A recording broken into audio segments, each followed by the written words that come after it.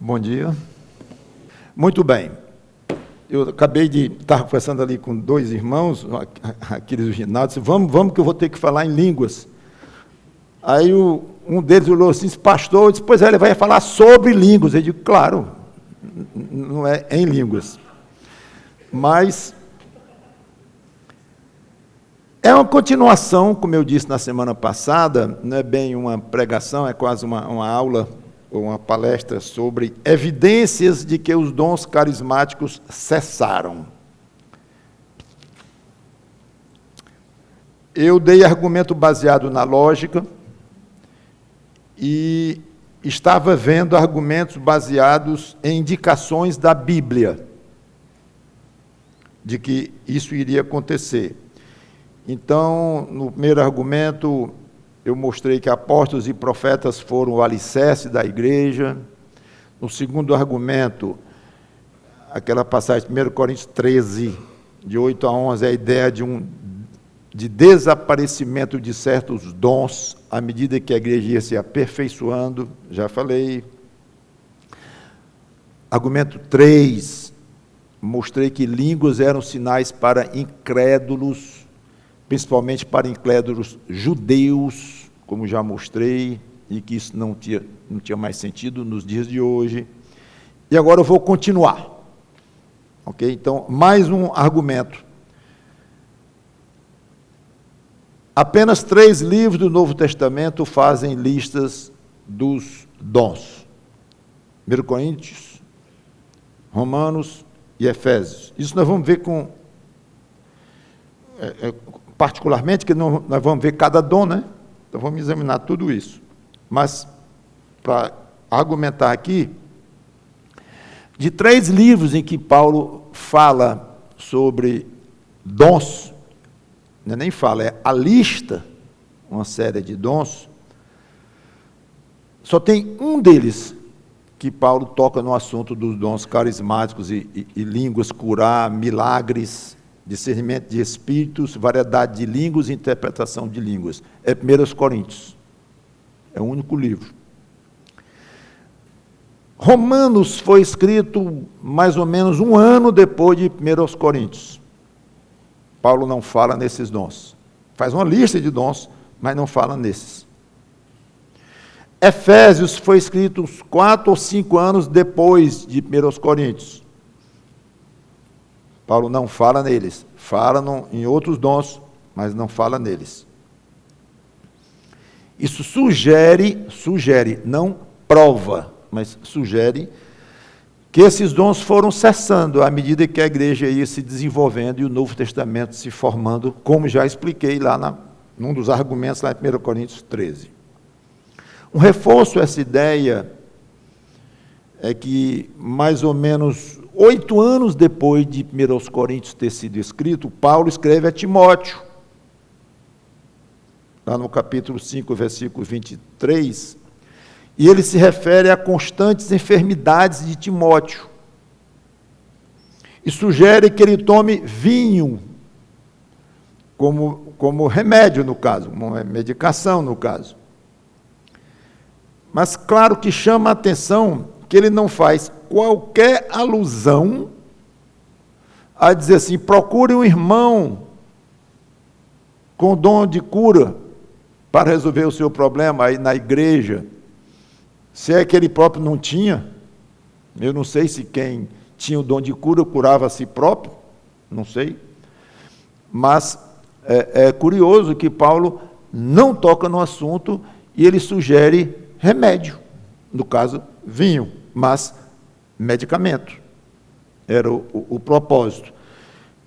Então, é impossível não pensar, será que esse dom já havia cessado a essas alturas, 8 anos depois de ele ter escrito 1 Coríntios, ou pelo menos, se não cessado totalmente, mas diminuído grandemente, ou usado de uma maneira assim tão rara e tão específica que Paulo nem tocou no assunto para Timóteo? Sugestões apenas, são argumentos, como eu disse, baseados em indicações bíblicas. Terceira classe de argumentos. Argumento baseado na lógica, argumentos baseados em indicações da Bíblia, e vem um argumento muito forte, por um lado. Por outro, talvez não tanto. É a história. Então, você basear alguma doutrina ou algum ensino, legislar em cima disso, numa igreja, adotar como uma doutrina da igreja, ou uma crença da igreja, ou coisa assim, com base na história, com base no que tem acontecido, não é aceitável e é até perigoso. O que se faz é buscar Bíblia para mostrar a base de alguma doutrina ou de algum princípio que a igreja tem. Mesmo que não tenha na Bíblia aquele assunto, e a igreja adota um certo tipo de assunto, mas vai buscar na Bíblia. Exemplo, namoro. Chama namoro misto, de crente com não crente. Não vai ter uma passagem na Bíblia que fala do assunto. Para começo de conversa, não existia nem o namoro, da maneira como conhecemos hoje. Então, essa relação, geralmente entre jovens, que nós conhecemos como namoro, bem estabelecido entre nós, e tem as regras, tem a ética, tem comportamentos, um mundo de coisas em torno do assunto do namoro. Já é algo bem estabelecido no nosso meio, na nossa sociedade. Aí você vai na Bíblia e não encontra uma só palavra sobre namoro. Aí que veio aquela minha dificuldade, quando eu ia pregar nas igrejas, os jovens me perguntavam, pastor Mauro, ou doutor Mauro, antes de eu ser pastor, me chamavam de doutor, porque engenheiro e tal. Esse negócio de namorar com descrente, onde é que tem na Bíblia? Eu digo, não tem. Mas o pastor aqui proíbe. Como é que ele proíbe e não tem na Bíblia? Eu ria, né? Digo que isso aqui é casa de maribondo, né? Eu digo, olha, conversem aí com ele e tal. Aí eu ficava por acolá. Aí um dia eu digo, se eu não conseguir mostrar pela Bíblia que o namoro de crente com não crente não deve existir, ou deve ser proibido numa igreja, se eu não conseguir mostrar, eu nunca mais vou dizer que é proibido. Embora nem pastor fosse, era só pregador. Mas eu não vou mais dizer. Por mim, aí o que eu fui buscar na Bíblia? Princípios. Não passagens específicas sobre o namoro, porque não tinha. Princípios. E encontrei, até com facilidade, 3 ou 4 princípios, e fiz aquele livrinho, Coração Dividido. Hoje tem outro nome, que eu me esqueci o nome. Mas é Coração Dividido desde o começo lá. Então, princípios.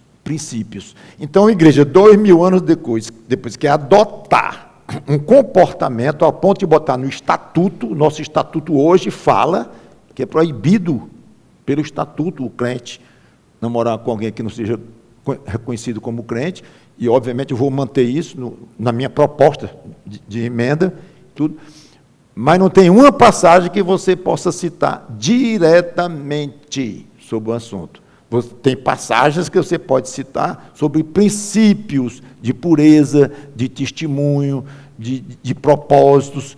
São princípios que a gente junta e consegue basear bem. Então, a Bíblia é a fonte de doutrinas, comportamentos, costumes adotados por igrejas que querem ser bem fiéis às Escrituras. E a história, o que tem acontecido?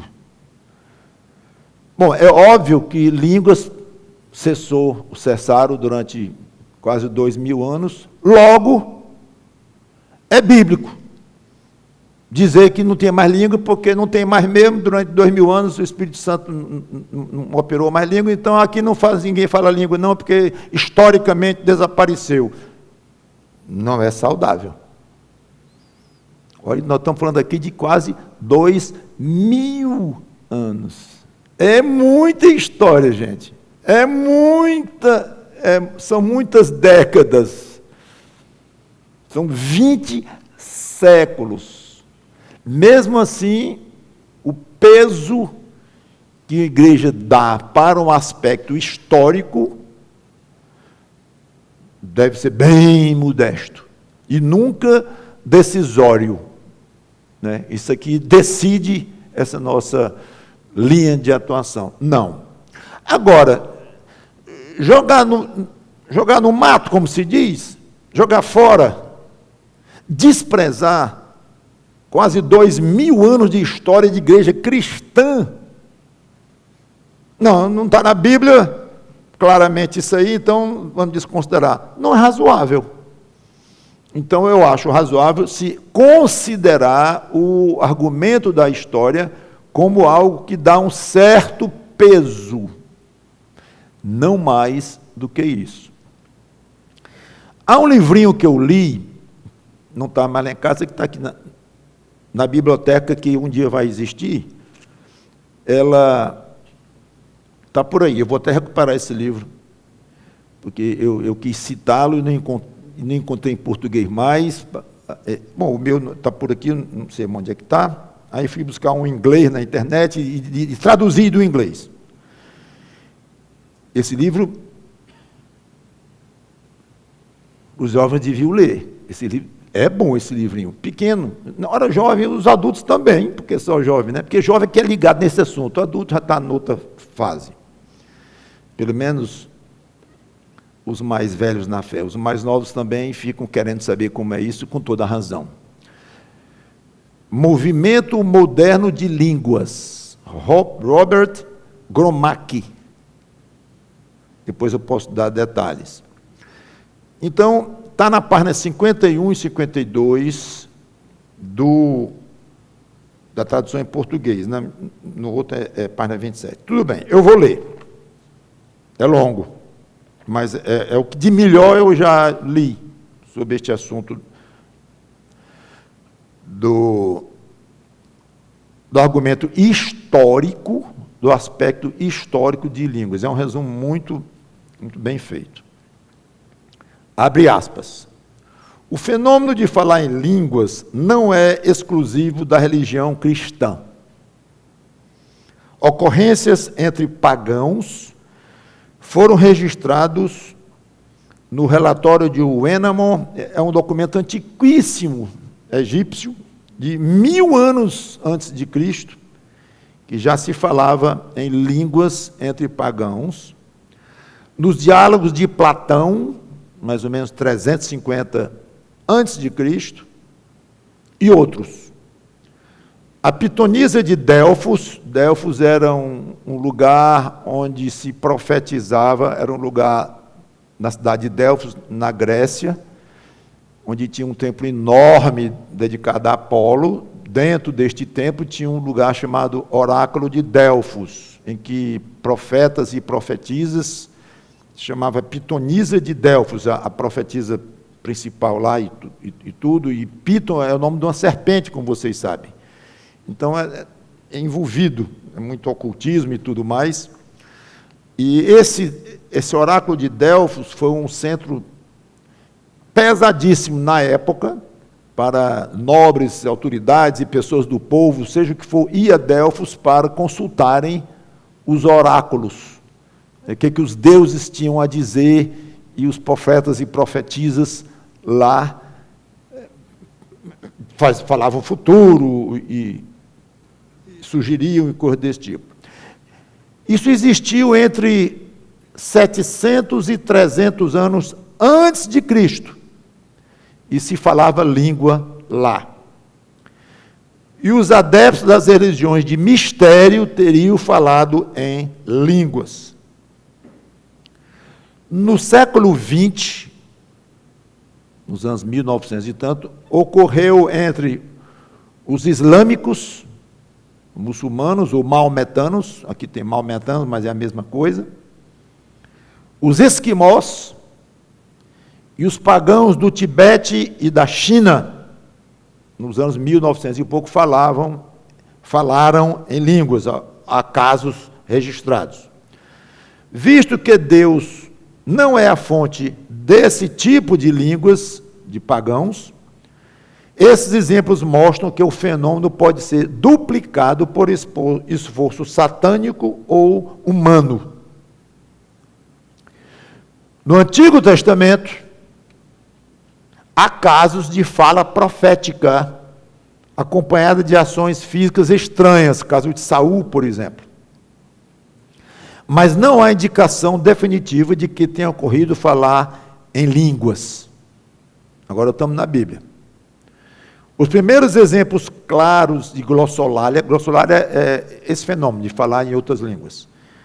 Os primeiros exemplos claros de glossolalia bíblica podem ser encontrados no Novo Testamento. Foi predito por Jesus em Marcos 16 e 17, e foi vivenciado pelos discípulos em Jerusalém, Atos 2, por Cornélio em Cesareia, Atos 10, pelos discípulos de João Batista em Éfeso, Atos 19, e pela igreja de Corinto, 1 Coríntios 12 a 14. Essas passagens serão discutidas mais adiante no livro. Na era pós-apostólica, que vai do ano 600 do ano 100 a 600 depois de Cristo, um período muito grande, 5 séculos. Na era pós-apostólica, falar em línguas cessou como atividade normal dos crentes. Justino Marte, Irineu, Orígenes, Crisóstomo e Agostinho, grande Agostinho, é o mais badalado dele todos, em termos de teólogo e filósofo, cristão e tudo isso. Embora tenha muitas coisas que a gente concorda e muitas coisas que a gente não concorda. É um misto muito grande em termos do que nós entendemos hoje como sendo as doutrinas corretas. Mas foi um gênio, sem dúvida, escreveu coisas belíssimas, e Agostinho e esses outros nomes grandes também, embora alguns são meio estranhos, como Orígenes, mas todos esses testemunharam esse fato. Que fato? Que não estavam se falando em línguas. Claro que alguns depois de Agostinho, porque Agostinho morreu em 400 e pouco depois de Cristo. As únicas ocorrências do fenômeno apareceram entre os montanistas e um monge asceta, chamado Pacômio. As posições heréticas desses homens argumentariam contra a genuinidade da glossolalia bíblica entre eles. Aquilo que eu disse rapidamente na mensagem passada, que o assunto não era praticado línguas em igrejas respeitadas, vamos chamar desta forma, e alguns grupos meio isolados e meio heréticos, ou heréticos e meio, alguns falavam línguas, isso não dava uma autoridade bíblica para este assunto. É o que ele está dizendo aqui. Durante a Idade Média, que ele foi até aqui, ele tem ido de 100 a 600 depois de Cristo. Durante a Idade Média e o período da Reforma, que ele colocou 600 depois de Cristo, até 1648, que é o final da Guerra dos 30 Anos na Europa, alega-se que certos santos católicos romanos falaram em línguas nesse período aí. Novamente, por causa do fundamento doutrinário defeituoso da Igreja Católica Romana e a tendência de exagerar as realizações dos santos deles, essas afirmações devem ser rejeitadas. O intenso renascimento espiritual e doutrinário na Europa, na época da Reforma, não produziu casos de glossolalia. A referência a uma certa glossolalia de Martinho Lutero é espúria, ou seja, não tem base. E não se ouve falar sobre o assunto entre os reformadores, Lutero, Calvino e os outros. Passou em branco. O período pós-reforma, que ele toma aqui de 1648, que é o final da Guerra dos 30 Anos, até 1900, produziu uma onda de ocorrências de falar em línguas. Aí foi quando surgiu. O fenômeno apareceu entre os profetas sevenais, jansenitas, que é um grupo católico romano, quakers, irvingitas, shakers, mormons, e durante vários avivamentos do século XIX. Nenhum desses grupos pode ser considerado ortodoxo na doutrina ou na vida. A natureza do seu falar em línguas não está em harmonia com as experiências e regulamentos bíblicos. Então, chegamos no século XX. 2000 anos. O século XX viu o nascimento, o crescimento e a influência do pentecostalismo moderno. Tanto que o título do livro é Movimento Moderno de Línguas. É curioso, foi bem escolhido o título. Só o título já mostra que não é um movimento que vem desde o Novo Testamento. É algo moderno. O século XX, então, viu a influência do pentecostalismo moderno.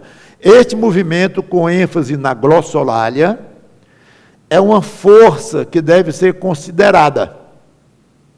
Sua natureza será discutida no próximo capítulo. Fecha aspas, e o livro continua lá. Então, quem tem interesse, arranje em algum sebo, alguma coisa, ou o exemplar que tem aí, não sei nem como é que está o estado dele aí, desse meu, que eu estou doando para a igreja.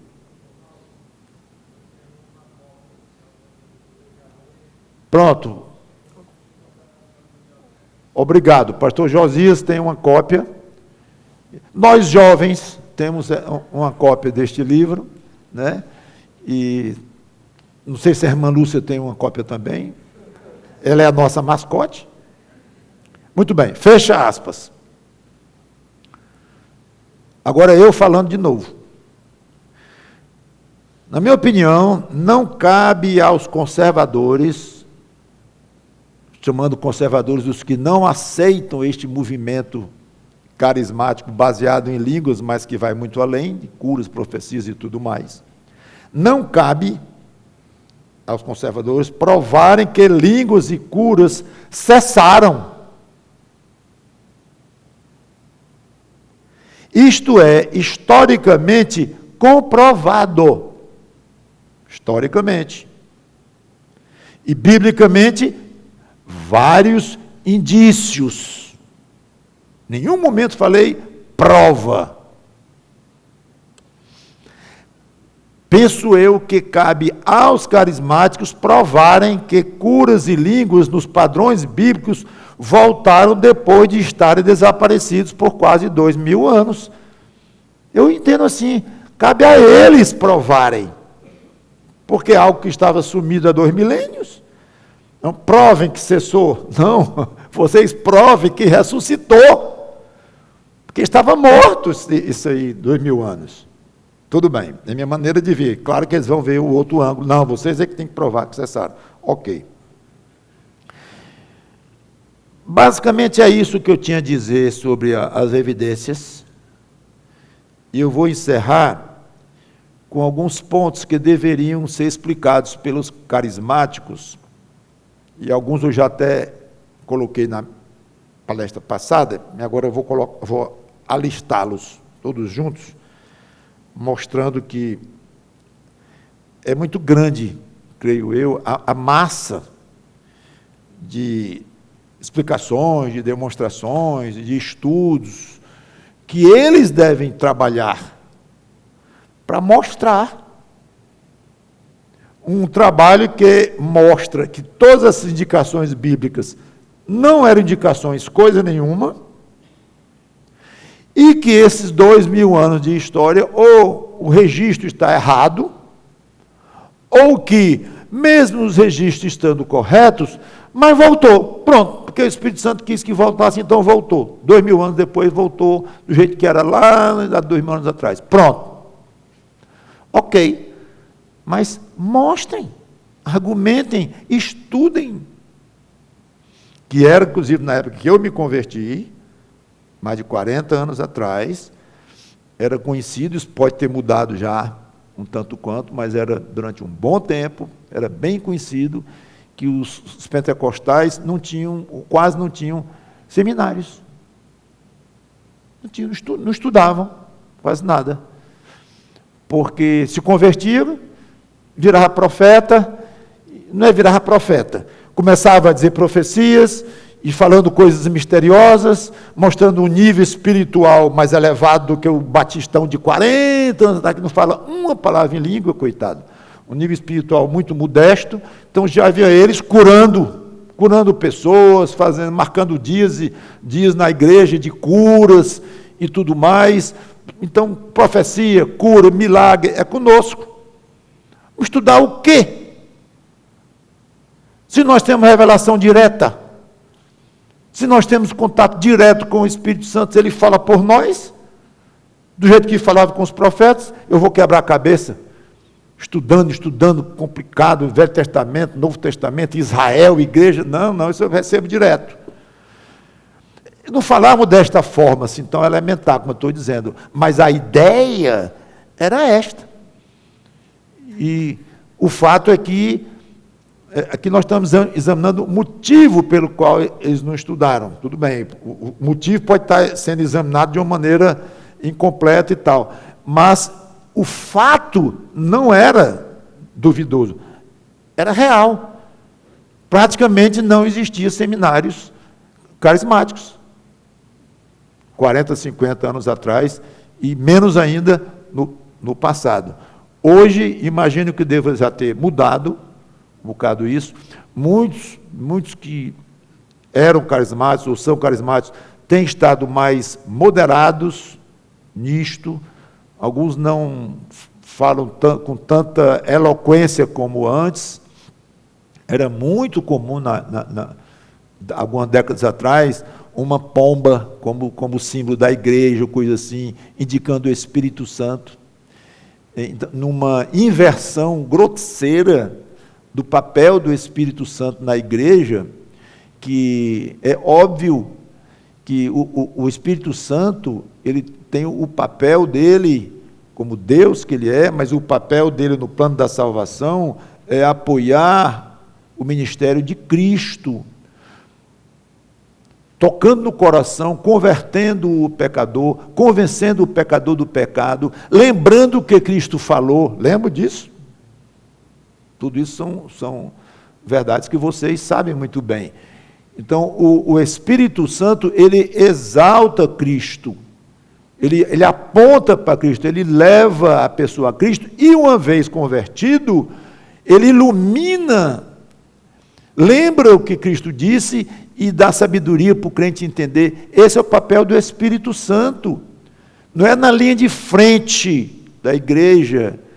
O Evangelho não é que o Espírito Santo salva pessoas. Então, o Evangelho é que Jesus Cristo morreu numa cruz e salva pessoas. O centro da igreja é Jesus Cristo. O centro do Evangelho é Jesus Cristo. Então, Deus Pai não tem muito a ver com isso, nem o Espírito Santo. Tem tudo, é óbvio. Deus é um só, mas as três pessoas, cada uma delas tem o seu papel, ou a sua atividade mais básica dentro do plano da salvação. Na época, 40, 50 anos atrás, o Espírito Santo era claramente mais exaltado do que Jesus Cristo, claramente mais valorizado, mais exaltado, pedia ao Espírito Santo, e os dons são do Espírito, né? Línguas e tudo mais. Então, incomodava essa maneira ilegítima, biblicamente falando, de colocar o holofote, o foco, sobre o Espírito Santo, desviando um tanto quanto de Jesus Cristo. Não é que ele não pregava sobre Jesus Cristo, né? Claro que não, eles pregavam que Cristo morreu, tudo mais, pelos pecados e tal, sim. Mas também pregava que podia perder a salvação, que essa é uma heresia muito grande. Então havia defeitos doutrinários enormes. Muito bem, admito que hoje com estudos e seminários que tem bem mais, podem ter diminuído mais isso. Pontos que deveriam ser explicados pelos carismáticos. Como se explica o desaparecimento de dons carismáticos logo depois da fundação da igreja, tendo assim permanecido por quase 2000 anos? Como eu disse, eu estou repetindo um pouco só para resumir e encerrar. Onde há indicação bíblica de que dons voltariam depois de haver cessado? Por que esses dons não são exercitados nos cultos, como manda a Bíblia? Em 1 Coríntios 13. Não são exercidos assim. Como se explica o carismatismo na igreja católica? Aliás, o carismatismo tem sido um ponto de contato entre evangélicos e católicos, pelo menos há algum tempo atrás. Como se explica a prática de línguas em grupos pagãos, inclusive índios, que Gromac não falou, mas é conhecido também, muito conhecido. Pela Bíblia, é o dom menos importante. Aliás, Paulo só cita o dom de línguas em um livro, 1 Coríntios, como já comentei, e quando discorre sobre ele, o dom de línguas, no capítulo 14, é para repreender e para corrigir. Nunca é para exaltar e recomendar o dom de línguas, Paulo, embora nunca tenha proibido. Mas nunca recomendou, e a única vez que falou, o único livro que ele falou sobre o assunto foi para repreender excessos. Curioso. Então, como explicar que línguas tem sido o carro-chefe do movimento carismático, onde tem dado tanto valor exagerado e deformado ao dom de línguas? Paulo nunca mandou ninguém buscar dom nenhum, mas desejar os dons. Então, porque buscam de forma desesperada, às vezes até de modo obsessivo, doentio, o dom de línguas. Eu vi tantos relatórios de pessoas no chão e os outros em cima orando, fala em língua, dá o dom para ele, e ali implorando, e querendo, insistindo e forçando para ele falar línguas. E muitos acabam falando. Língua era um sinal para descrentes judeus, como já comentei, dentro de um contexto da época como cumprimento de uma profecia. Sinal é algo provisório, e de fato sumiu logo no fim do século I. E agora é sinal de que o dom de línguas? Então, que Deus nos ajude neste assunto difícil. Quando for conversar isso, vá com cuidado. Não pontifique, não queira provar nada pela Bíblia, que você não vai conseguir, mas não aceite de forma alguma, e não é algo biblicamente saudável, os dons carismáticos. Vamos orar. Obrigado, Senhor Deus, pelo Teu Espírito Santo que nos ajuda a crescer em Cristo. Obrigado porque centralizamos em Cristo, sem tirar um mínimo valor do Teu trabalho, ó Pai, em nós, do Teu carinho protetor, da Tua paternidade e do Teu Espírito Santo, que nos auxilia tanto. Em nome do Senhor Jesus Cristo, pedimos e agradecemos. Amém.